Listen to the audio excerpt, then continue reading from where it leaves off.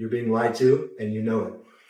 The goal of a limited company and what the board of directors is trying to do for limited companies is to increase the value of the shares of that company, and specifically the ordinary shares, because that is basically the bottom of the capital structure. If you look at any public company, that's what they're tasked with, and the board of directors is given ordinary shares, so they're aligned in the interest of the common investor, right? The small investor, which I would put these Kenyans and Ugandans in the option plan as small investors. They contributed their work, and in some cases their money, to have a small ownership. In 2015, there was a transaction where the Lundin Foundation and the royal family of Liechtenstein, through their vehicle, bought $1.5 million of ordinary shares in a market transaction. Now, if you're Kenyan and Ugandan and you thought, hey, I was in the early employees that had shares, why didn't I get the opportunity to sell?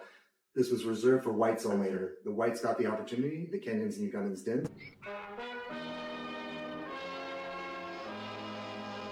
But there was a transaction of $1.5 million.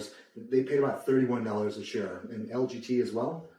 These are professional investors, Swiss bankers, LGT, offices in Zurich full of like the highest educated people in the world that are involved in this transaction, valued it at $31 a share.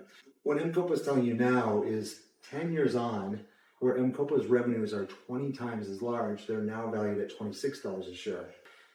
If it makes no sense to you, that just makes no fucking sense. This is an internal round.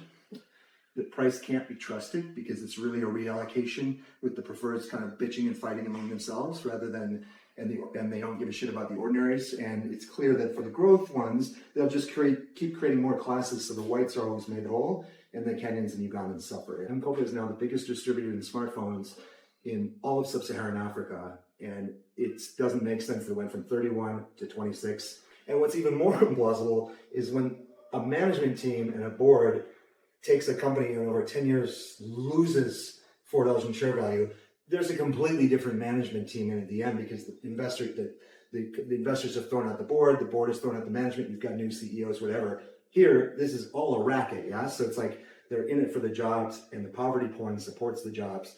Keep showing the British public pictures of poor Africans holding these M-Kopa products, make them feel kind of bad about Africa so they can keep basically pumping in money to cover the losses, to keep this whole thing afloat. Management is never going to leave, even though over 10 years they're saying the share price has gone down by $5 from 31 to 26.